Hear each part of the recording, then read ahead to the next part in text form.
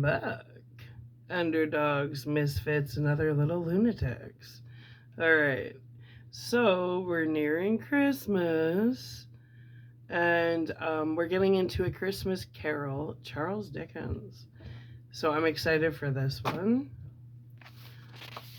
Let's see.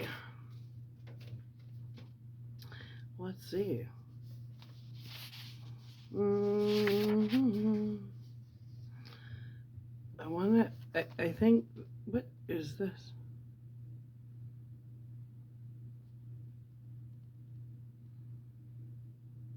Hmm.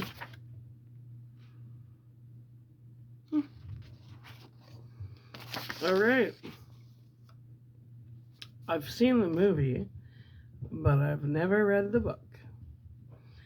So, let's get you closer. All right. All right. Stave 1. I guess that's old literature for chapter 1, I'm assuming. I don't want to do that, because when you assume, you make an ass of you and me, right? Anyway. Alright. Stave 1. Marley's Ghost. Marley was dead to begin with. There is no doubt whatever about that.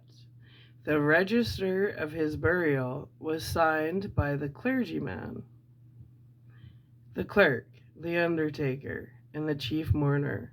Scrooge signed it, and Scrooge's name was good upon change for anything he chose to put his hands on. Old Marley was as dead as a doornail. That's a good start.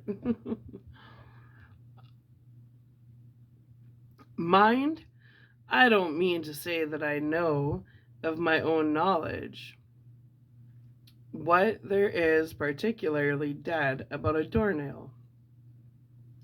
I might have been inclined myself to regard a coffin nail as the deadest piece of ironmongery in the trade, but the wisdom of our ancestors is in the simile, and my unhallowed hands shall not disturb it, or the country's done for. You will, therefore, permit me to repeat emphatically that Marley was as dead as a doornail.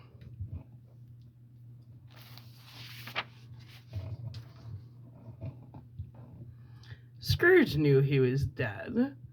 Of course he did. How could it be otherwise? Scrooge and he were partners for I don't know how many years. Scrooge was his sole executor, his sole administrator, his sole assign, his sole residuary, legati, his sole friend and sole mourner, and even Scrooge was not so dreadfully cut up by the sad event, but that he was an excellent man of business on the very day of the funeral, and solemnized it with an undoubted bargain.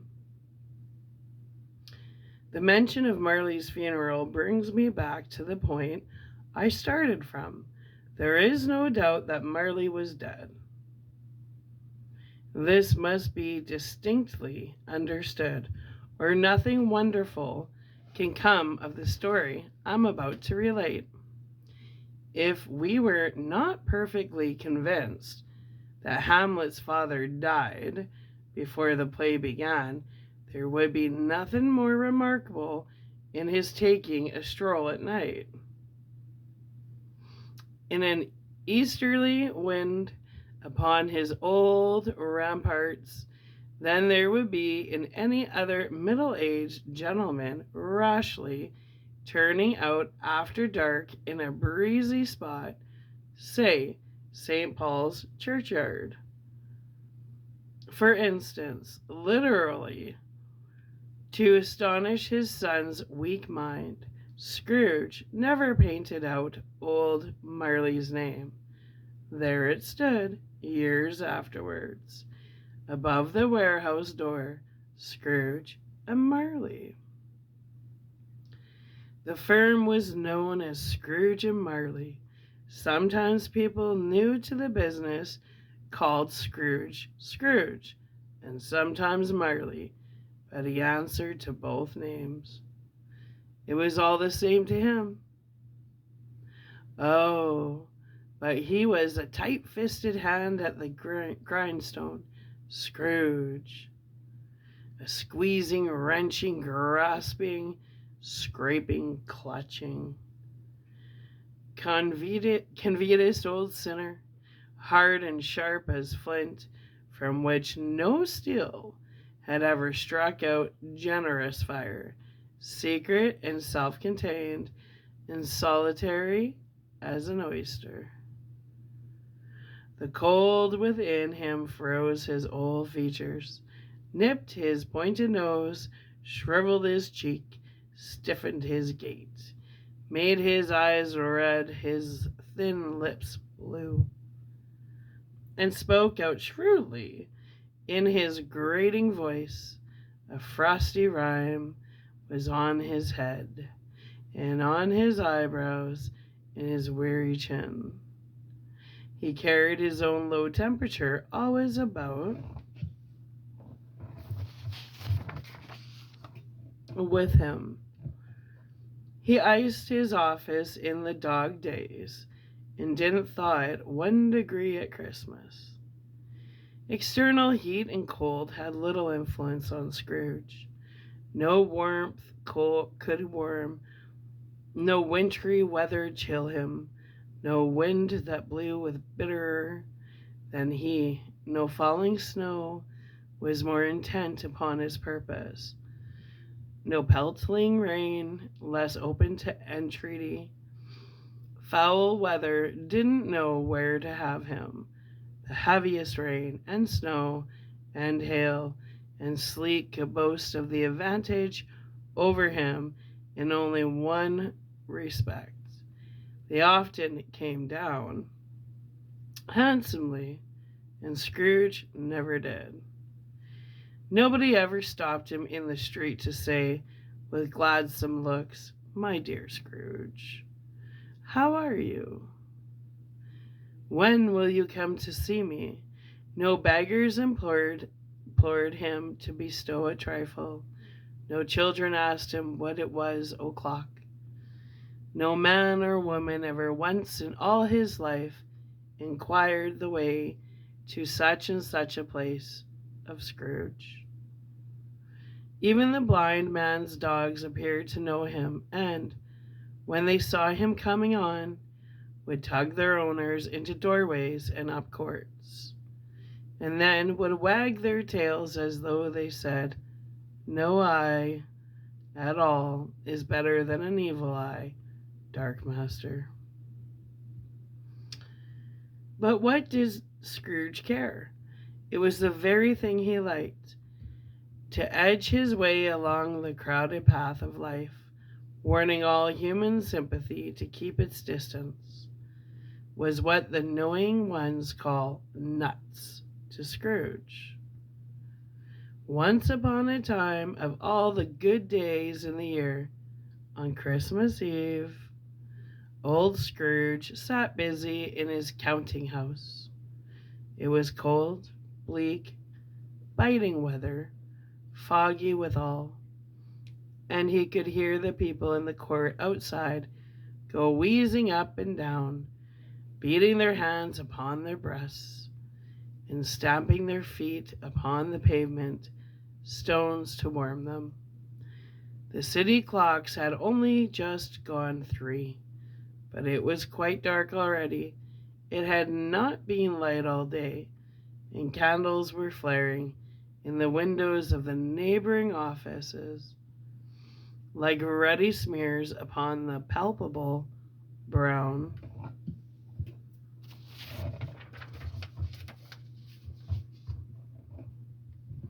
air. The fog came pouring in at every chink and keyhole, and was so dense without that, although the court was of the narrowest, the houses opposite were mere phantoms. To see the dingy cloud come drooping down, obscuring everything, one might have thought that nature lived hard by and was brewing on a large scale. The door of Scrooge's counting house was open, that he might keep his eye upon his clerk, who, in a dismal little cell beyond, a sort of tank, was copying letters. Scrooge had a very small fire, but the clerk's fire was so very much smaller than it looked like one coal. But he couldn't replenish it, for Scrooge kept the coal box in his own room. And so surely as the clerk came in with the shovel, the master predicted that it would be necessary for them to part. Wherefore the clerk put on his white comforter and tried to warm himself at the candle, in which effort, not being a man of strong imagination, he failed. "A Merry Christmas, Uncle, God save you," cried a cheerful voice. It was the voice of Scrooge's nephew, who came upon him so quickly that this was the first intimation he had of his approach. "Bah!" said Scrooge. "Humbug!" He had so heated himself with rapid walking in the fog and frost, this nephew of Scrooge's, that he was all in a glow. His face was ruddy and handsome, his eyes sparkled, and his breath smote again. "Christmas a humbug, Uncle," said Scrooge's nephew. "You don't mean that, I am sure." "I do," said Scrooge. "Merry Christmas." "What right have you to be merry? What reason have you to be merry? You're poor enough."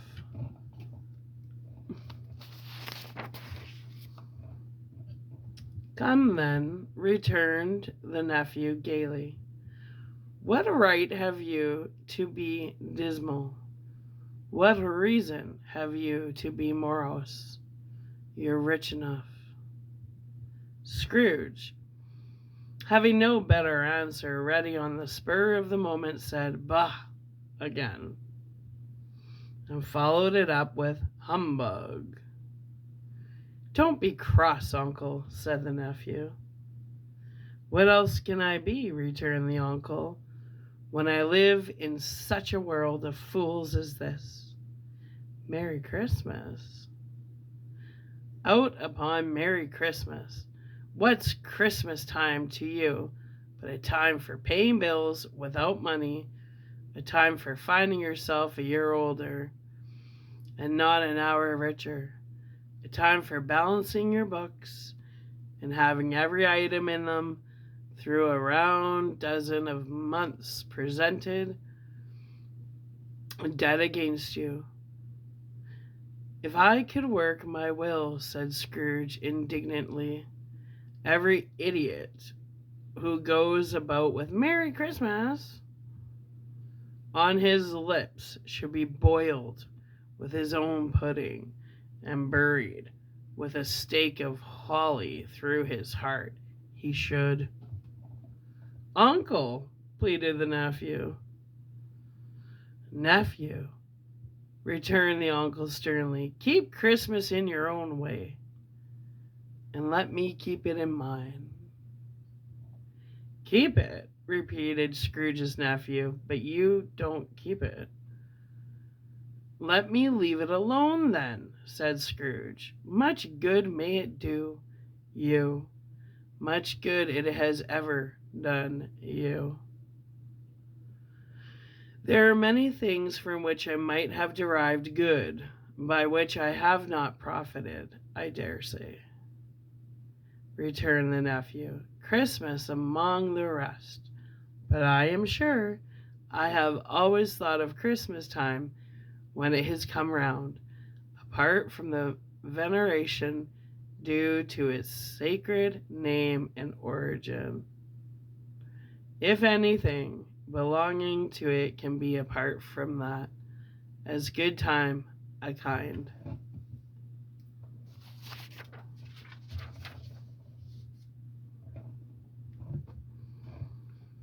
Forgiving, charitable, pleasant time, the only time I know of, in the long calendar of the year, when men and women seem to be one consent to open their shut up hearts freely, and to think of people below them as if they really were fellow passengers to the grave, and not another race of creatures bound on others' journeys.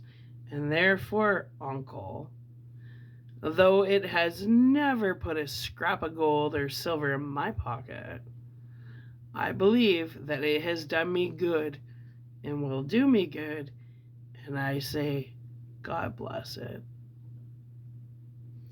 The clerk in the tank involuntarily applauded, becoming immediately sensible of the impropriety. He poked the fire and extinguished the last frail spark forever. Let me hear another sound from you, said Scrooge, and you'll keep your Christmas by losing your situation. You're quite a powerful speaker, sir, he added, turning to his nephew. I wonder you don't go into Parliament. Don't be angry, uncle. Come, dine with us tomorrow. Scrooge said that he would see him. Yes, indeed, he did. He went the whole length of the expression and said that he would see him in that extremity first. But why? Cried Scrooge's nephew. Why? Why did you get married? Said Scrooge. Because I fell in love. Because you fell in love, he growled Scrooge, as if there were the only one thing in the world more ridiculous than a Merry Christmas. Good afternoon. Nay, uncle, but you never came to see me before that happened. Why give it as a reason for not coming now?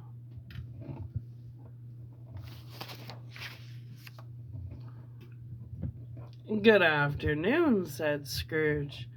I want nothing from you. I ask nothing of you.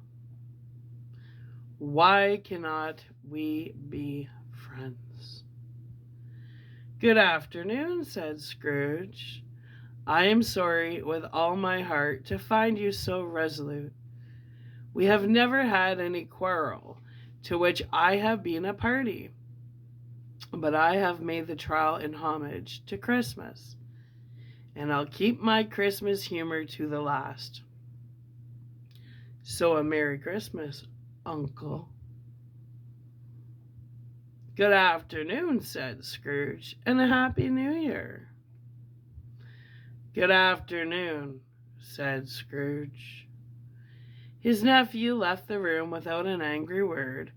Notwithstanding, he stopped at the outer door to bestow the greetings of the season on the clerk, who, cold as he was warmer than Scrooge, for he returned them cordially.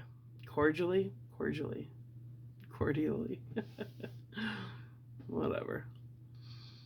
There's another fellow, muttered Scrooge, who overheard him, my clerk, with 15 shillings a week, and a wife and family, talking about a Merry Christmas. I'll retire to Bedlam. This lunatic, in letting Scrooge's nephew out, had let 2 other people in. They were portly gentlemen, pleasant to behold, and now stood with their hats off in Scrooge's office. They had books and papers in their hands and bowed to him. Scrooge and Marley's, I believe. said one of the gentlemen, referring to his list. Have I the pleasure of addressing Mr. Scrooge or Mr. Marley? Mr. Marley has been dead these 7 years, Scrooge replied. He died 7 years ago, this very night.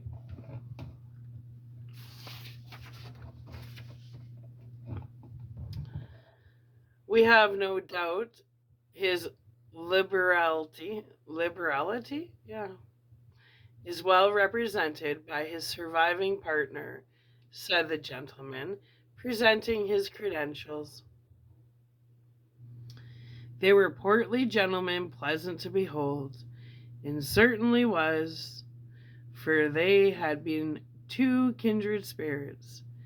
At the ominous word liberality, Scrooge frowned and shook his head and handed the credentials back. At this festive season of the year, Mr. Scrooge, said the gentleman, taking up a pen, it is more than usually desirable that we should make some slight provision for the poor and desolate, who suffer greatly at the present time.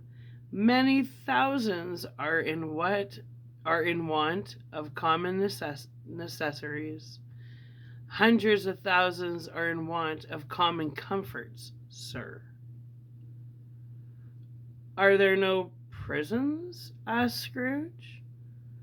Plenty of prisons, said the gentleman, laying down the pen again.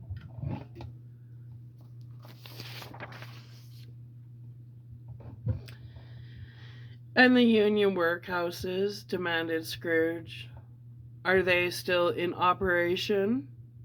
They are still, returned the gentleman. I wish I could say they were not. Both very busy, sir. Oh, I was afraid from what you said at first that something had occurred to stop them in their useful course, said Scrooge. I am very glad to hear it. Under the impression that they scarcely furnish Christian cheer of mind or body to the multitude, returned the gentleman, a few of us are endeavoring to raise a fund to buy the poor some meat and drink and means of warmth.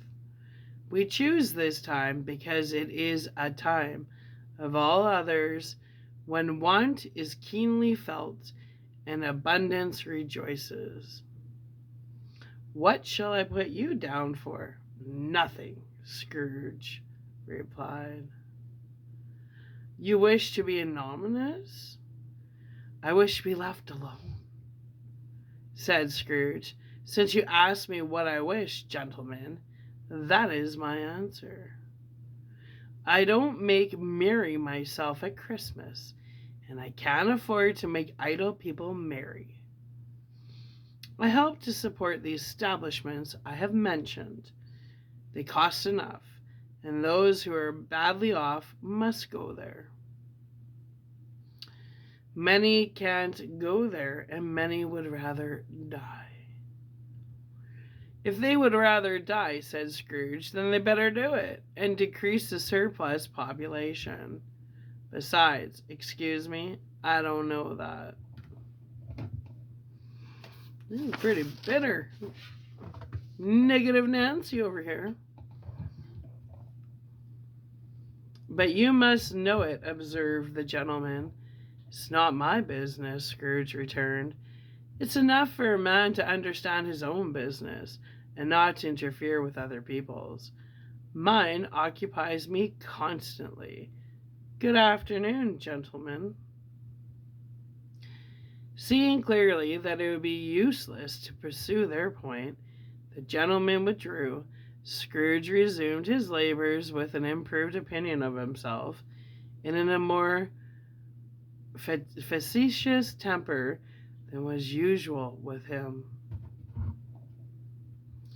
Meanwhile, the fog and darkness thickened so that people ran about with flaring lamps, proffering their services to go before horses and carriages and conduct them on their way. The ancient tower of a church, whose gruff old bell was always peeping slyly down at Scrooge out of a Gothic window in the wall, became invisible and struck the hours and quarters in the clouds with tremulous vibrations afterwards, as if its teeth were chattering in his frozen head up there. The cold became intense. In the main street at the corner of the court, some laborers were repairing the gas pipes and had lightened a great fire in a brazier around which a party of ragged men and boys were gathered, warming their hands and winking their eyes before the blaze in rapture. The water plug, being left in solitude, its overflowings suddenly congealed and turned to misanthropic ice. The brightness of the shops, where holly sprigs and berries crackled in the lamp heat of the windows, made pale faces ruddy as they passed. Poultiers and grocers' trades became a splendid joke, a glorious pageant, with which it was next to impossible to believe that such dull principles or bargain and sale had anything to do. The Lord Mayor, in the stronghold of the mighty Mansion House, gave orders to his 50 cooks and butlers to keep Christmas as a Lord Mayor's household should, and even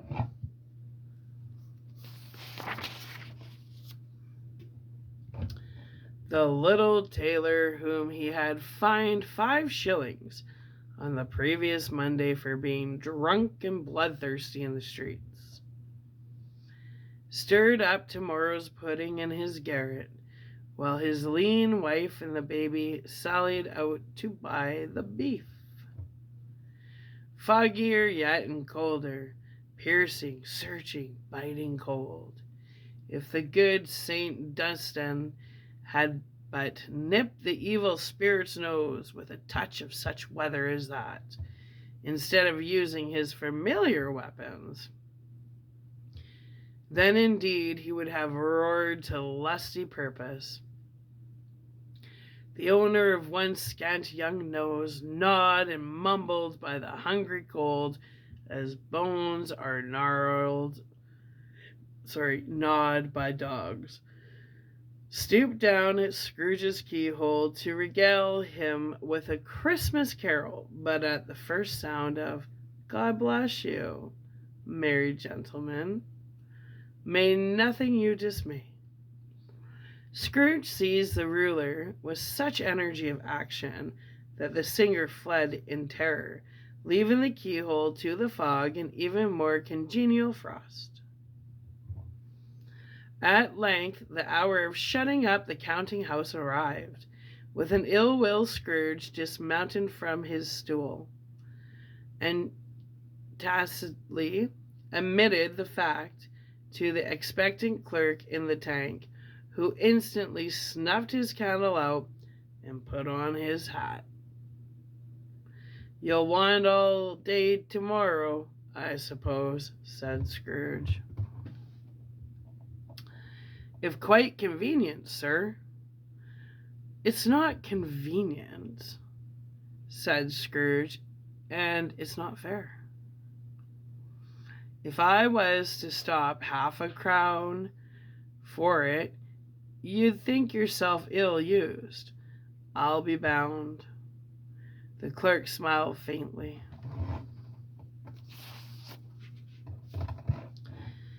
"And yet," said Scrooge, "you don't think me ill-used when I pay a day's wages for no work?"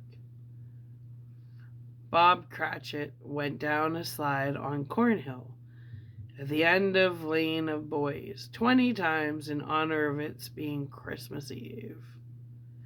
The clerk observed that it was only once a year. A poor excuse for picking a man's pocket every 25th of December, said Scrooge, buttoning his greatcoat to the chin. But I suppose you must have the whole day. Be here all the earlier next morning.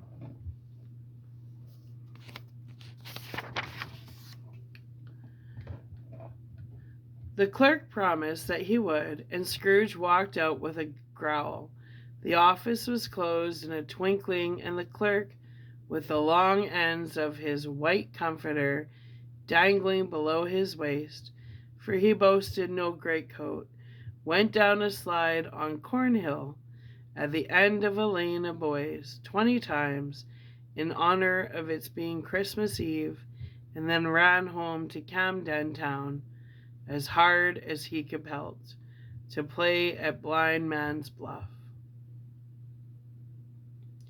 Scrooge took his melancholy dinner in his usual melancholy tavern, and having read all the newspapers and beguiled the rest of the evening with his banker's books, went home to bed. He lived in chambers which had once belonged to his deceased partner.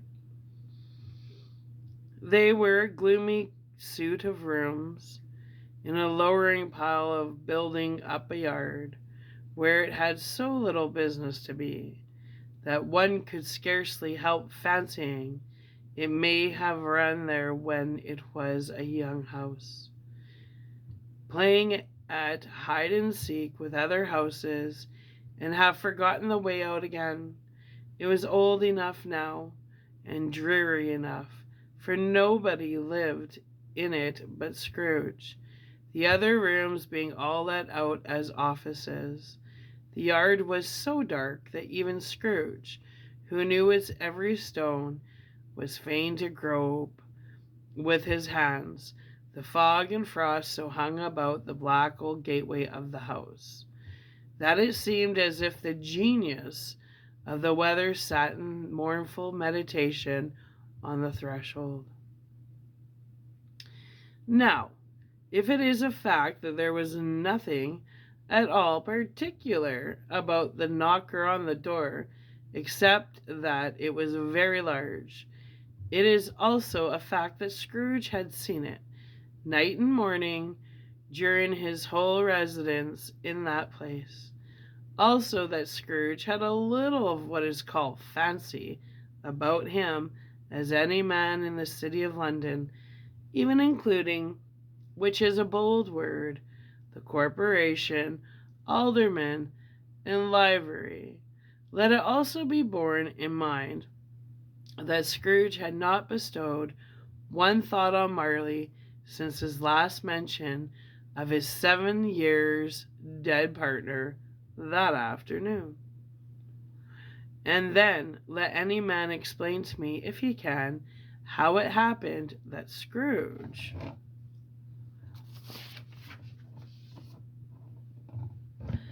having his key in the lock of the door, saw in the knocker, without his undergoing any intermediate process of change, not a knocker, but Marley's face. Marley's face. It was not in impenetrable shadow, as the other objects in the yard were, but had a dismal light about it, like a bad lobster in a dark cellar. It was not angry or ferocious, but looked at Scrooge as Marley used to look, with ghostly spectacles turned up on his ghostly forehead. The hair was curiously stirred, as if by breath or hot air, and, though the eyes were wide open, they were perfectly motionless. That, and its livid color, made it horrible, but its horror seemed to be in spite of the face, and beyond its control, rather than a part of its own expression. As Scrooge looked fixedly at this phenomenon, it was a knocker again. To say that he was not startled, or that his blood was not conscious of a terrible situation, or of a terrible sensation to which it had been a stranger from infancy, would be untrue. But he put his hand upon the key he had relinquished, turned it sturdily, walked in, and lighted his candle. He did pause, with a moment's irresolution, before he shut the door, and he did look cautiously behind it first, as if he half expected to be terrified with the sight of Marley's pigtail sticking out into the hall. But there was nothing on the back of the door except the screws and nuts that held the knockers on, so he said, "Pooh, pooh," and closed it with a bang. The sound resounded through the house like thunder.